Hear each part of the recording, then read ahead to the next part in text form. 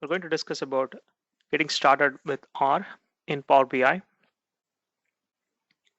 This session is going to give an introduction. If you're not started with R, how to get started is what this session is going to cover. If you're already using R in Power BI and looking for some advanced option, this may not be the session. I'm Guru Prasad Vijay Rao. I work for Business Application Group Insights and Analytical Stream. We provide dashboard and data insights for James and the SLT here in Microsoft. Today, I'm going to cover why R in Power BI, and we're going to see three primary things: how R could be used in various places within the Power BI, or as a connector, or in Power Query, or in visuals, and also we're going to talk about how the data refresh things works out in the world of R.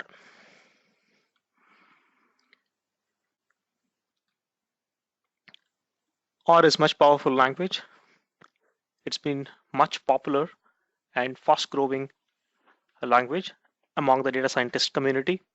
It has a lot of statistical methods, the packages available for data analysis and getting data insights. It's extensible and there are a lot of, it's an open source tool. Because of that, there's a lot of packages getting added day by day as it's growing. For any purpose, when you look into it, there are multiple ways to do the same thing in R.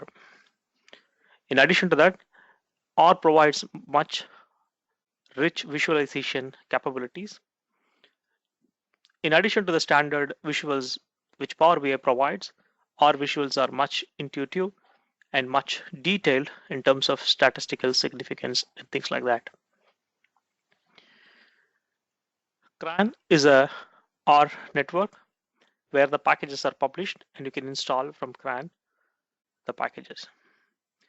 Be it a basin or regression or distribution or clustering in any area, we have packages available. I listed few of the packages which are supported by Power BI service. While you're using the packages R, you can use any packages in Power BI desktop, but if you're publishing the report in the service, there is only subset of packages supported.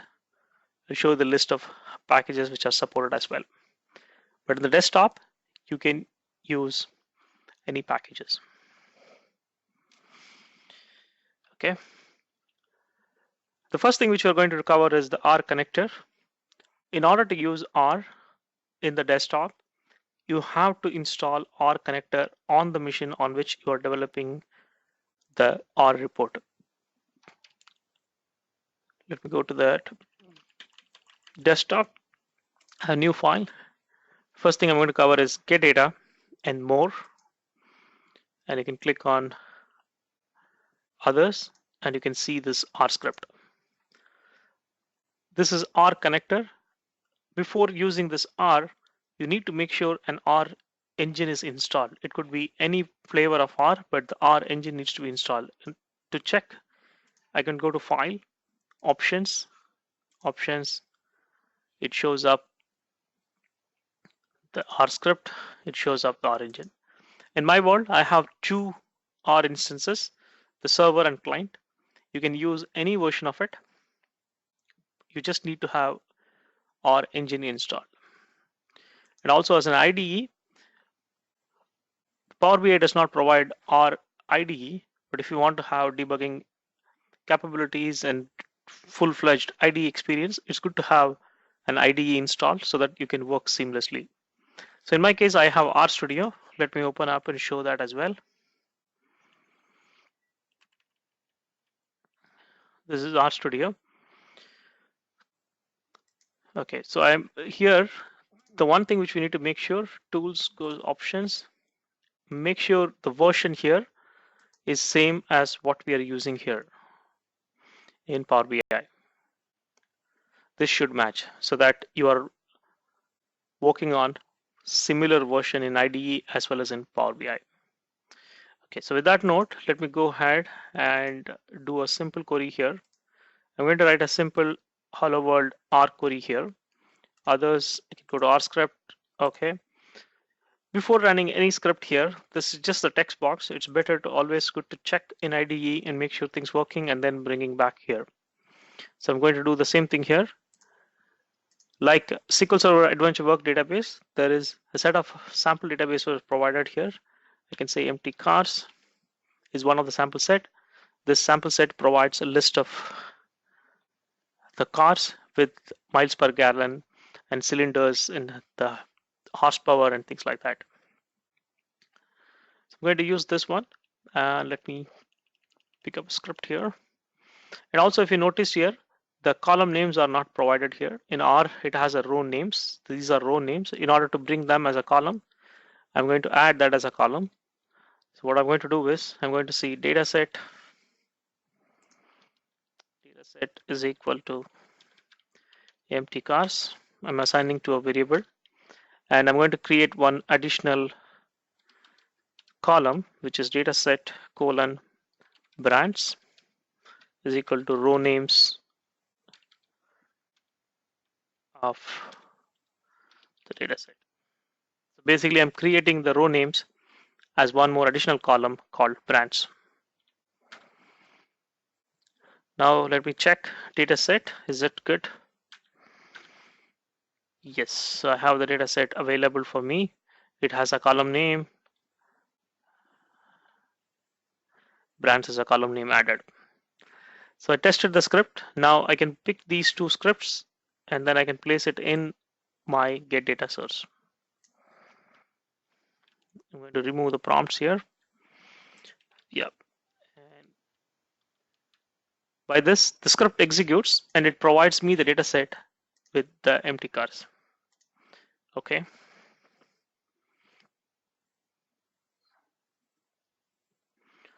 The data set is available. I can click on the data set. It shows up everything. Load. At this point, it is pretty much like loading a data from any data source, like a CSV file or Excel file or a database. Similar to that, you're loading from R. In fact, I can go here, edit query. I can do all the M steps, which I can do here. I can add M steps if you want, whatever the steps you want, or transformation, anything. Those are all possible.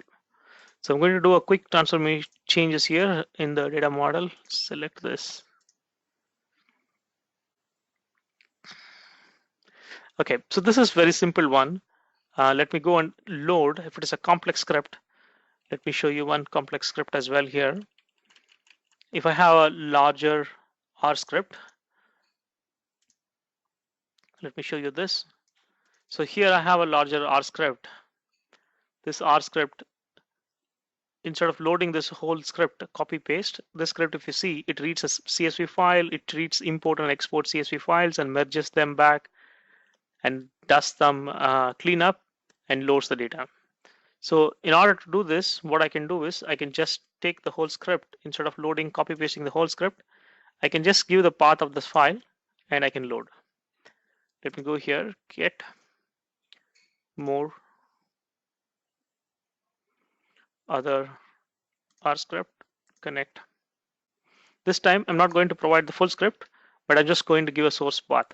All the script is an R file and this is going to load. So, okay. This will execute the R script and it's going to load. And we notice there is an import and export and then merged file. You can have more than one data frames. You can pick whichever you want. It's pretty much like loading an Excel file and select the sheets which you wanted. The R script can produce multiple data frame. And one thing to note, you can load only data frame. You cannot load any complex types. So make sure you're having the data frame as an output. At least there should be one data frame in that script. So I'm going to load this combined file thing. I can say load. It loads the data. And these things, you can, in fact, all these load, we can also set the schedule refresh, and we can set up a data gateway to refresh these data as well. It can execute the R script every day and refresh the data as well. Good. So this is the first part where using R as a connector and executing any R script. One thing to note here, Few things to note here. Let me go into the slides and then show through them. Talked about the demo. Okay, so you need to have the R home directory. Whatever the path you're giving, it should be an absolute path. If not, you need to set the working directory and then do it. The packages dependency in the scripts, if you are using any packages, you need to make sure you're using here install the packages ggplot to whatever the packages you're installing, you need to install on the machine you're developing. Let's say if you're creating the Power BI file, and then if you're copying the Power BI file to another machine, in that machine, once again, you need to install all the packages using installed packages. This is where, because it's an open source community, the versions can be keep changing. That's why if you want to use Microsoft OpenR, Microsoft makes sure the versions are handled well, the dependencies are handled well. That's where you can switch it to use Microsoft OpenR instead of just the OpenR. Okay. And we have talked about script and using source. And we also talked about data frames, no complex types or no user input kind of thing. Another thing to note, there is 30 minutes timeout. You cannot have a script which is much complex running more than 30 minutes. There is no configuration available to change this time limit. It's 30 minutes all the time.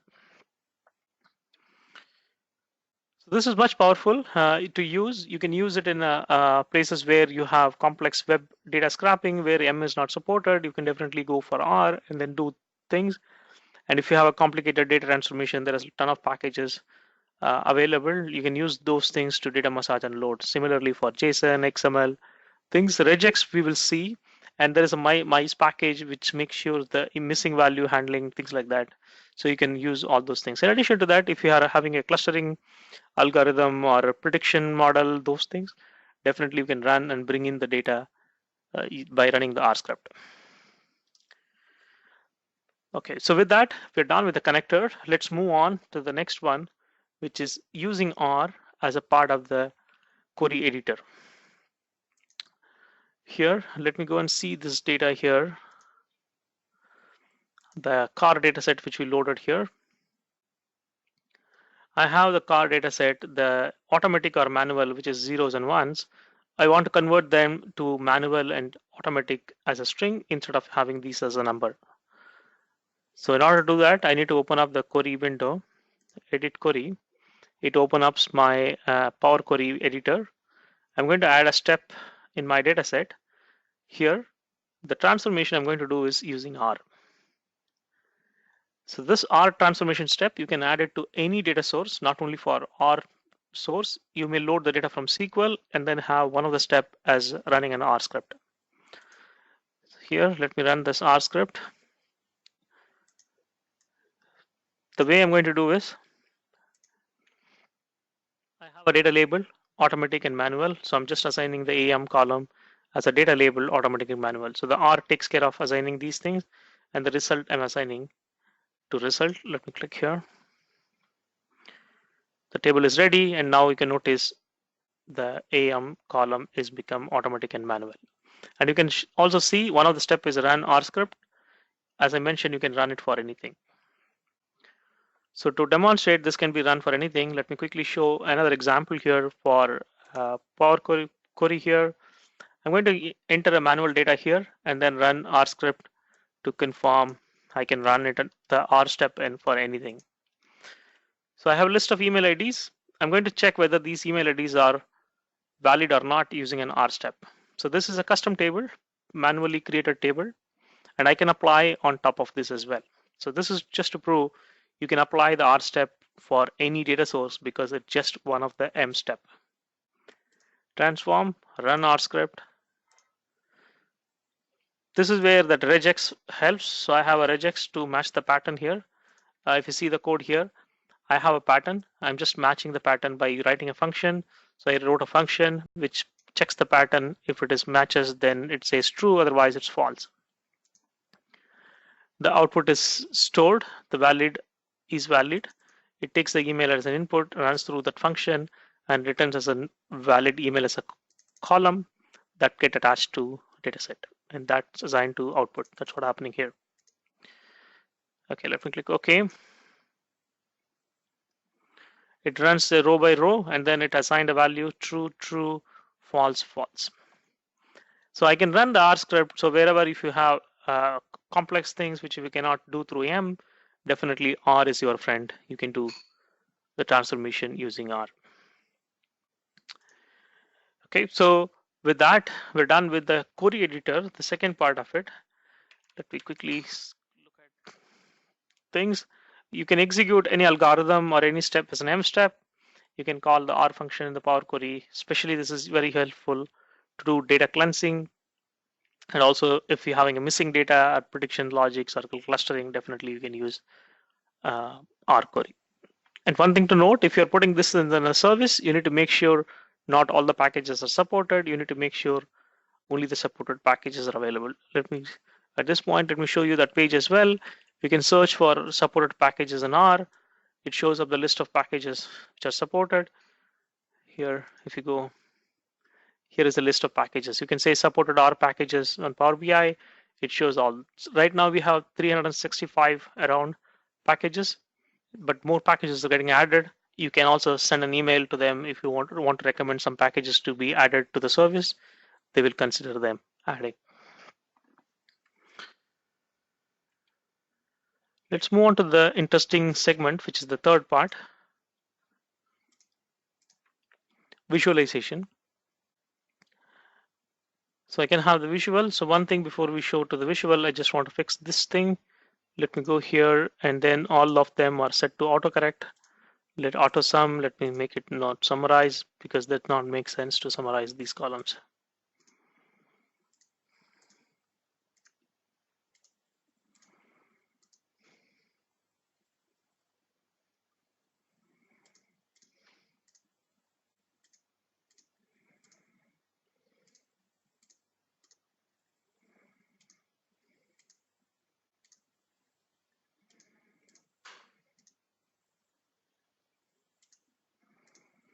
Good. So I'm good now. Here, what I'm going to do is I'm going to pick up these columns. Let me pick up all these columns, maybe as a table.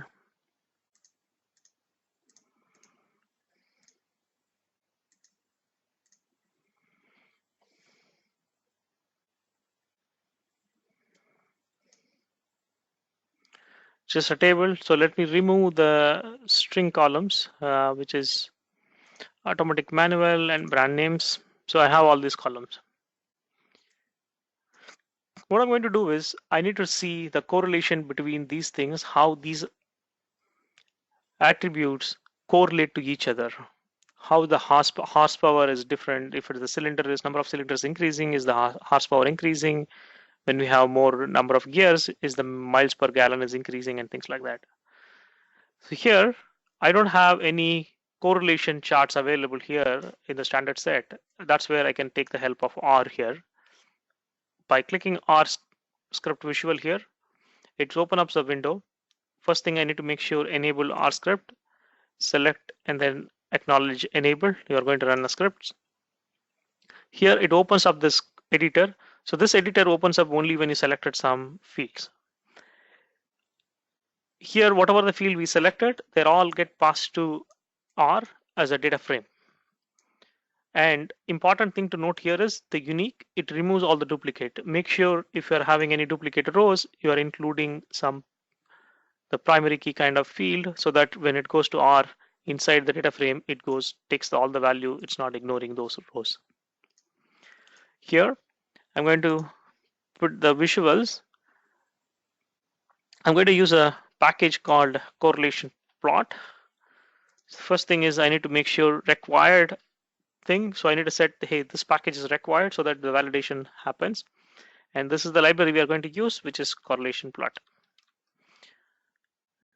Let's create the correlation for this data set. So I'm assigning correlation is equal to COR of a data set. And then I can say, I can put correlation and pass on the variable correlation. Core plot is the function to plot the correlation. So let me run this. It's going to give me a matrix of attribute, hey, how each one is correlated. If you see one, the stronger blue lines is highly correlated, red is negatively correlated, the whites are basically not correlated much. You can clearly see the number of cylinders and horsepower is correlating here, and then you can similarly see the displacement and with like is correlating. So we can have these kind of charts created which is not supported by Power BI using our capabilities. And these ones we can also always have if you go to the RStudio, you always have a helper to understand the details of these functions. Let me show here. Let's say I want to know what is correlation. It shows up the help. Hey, what is the correlation? What is the variance? All these things, all the method details. In fact, if I need to do the correlation plot, I can say help correlation plot.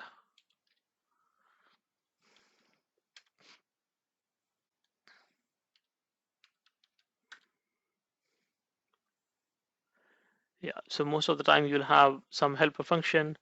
You can try those helps to find out more detail about those functions.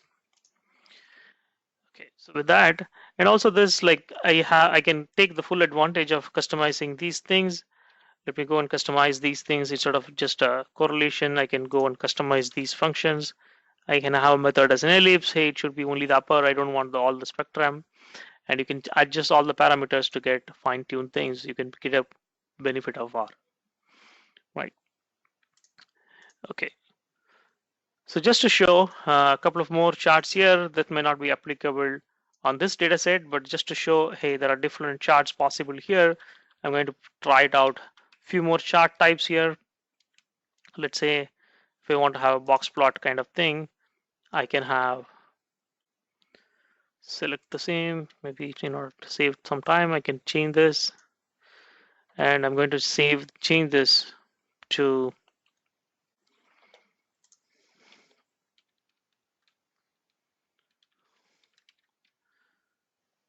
data frame is equal to supply the data set at scale, and I can say box plot of data frame. So this is going to provide a box plot kind of thing so that I can see the distribution of values, how these values are distributed, where is the dense, and things like that. So these kind of box plots, which is not available out of box, I can use them.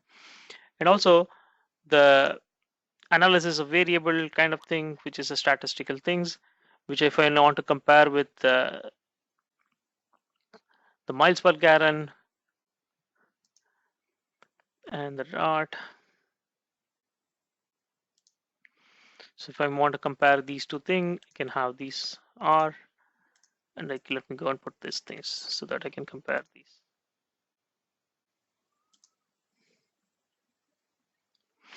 So I can compare these two variables. So this one, if you see, this is kind of statistical analysis. When you have two variables, if you want to compare these two variables, how these fits, how they are related and things like that, you can definitely make use of it. Of course, I'm picking up example which is not valid here, but just to show you, hey, there is a real potential here. You can make use of R is what I want to show here. Another thing to note here is these R visuals. If I have a filter here, and let me have one more R's mile per gallon brand and the bar chart. If I have such bar chart,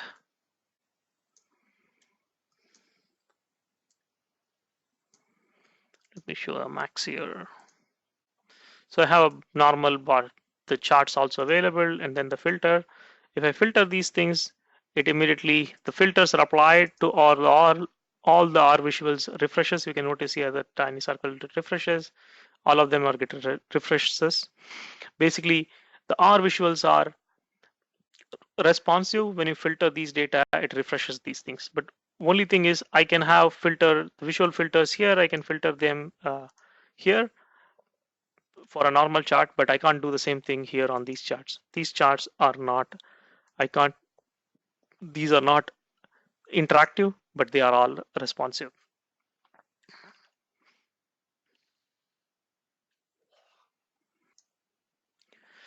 Okay.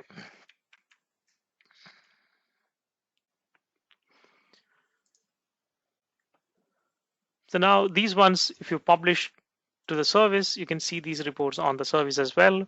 Let me go and publish these reports. Let me give a name here,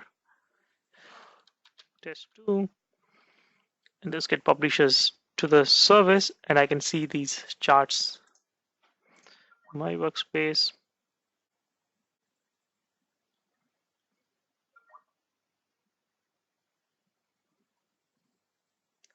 Let me click here.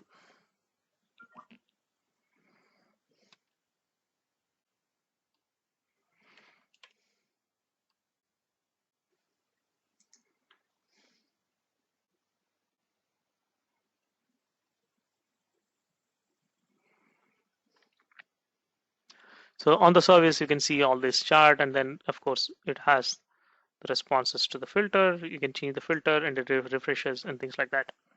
So the only thing is you need to make sure is you are using one of the supported packages and you are not using any unsupported packages. If you're using it, it won't show up here, but you can definitely use it in the desktop.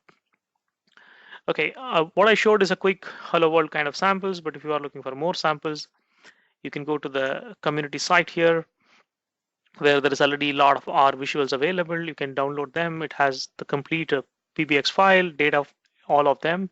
So you have a community site. And also if you go to the app source, appsource.microsoft.com, you can filter by Power BI and you can filter all those controls. Let it load. I can show you that.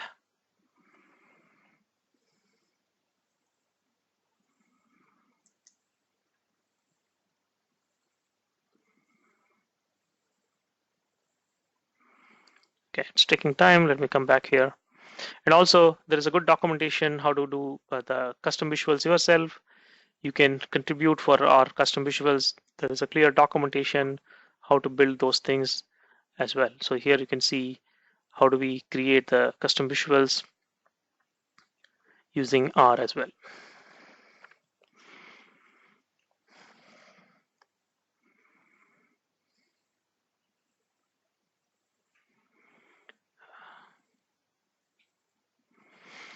Okay.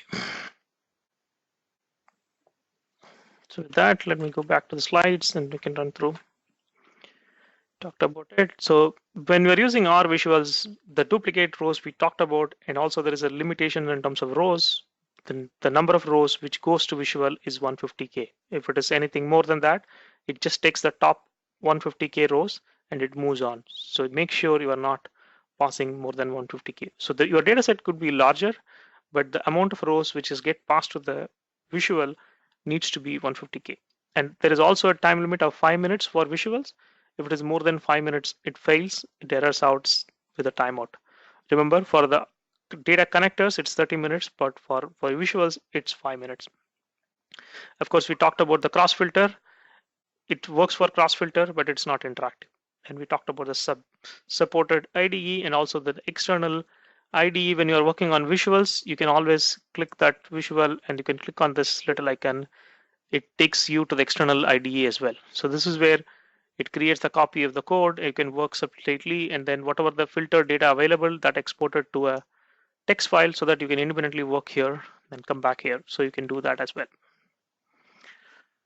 Okay. Here are a couple of resources. What we saw is the quick hello world kind of scenarios. It should help you to get started. If you're looking for more advanced things, I would recommend the next step would be going through this blog post to follow up the power of R. Thank you all for tuning in. Thank you.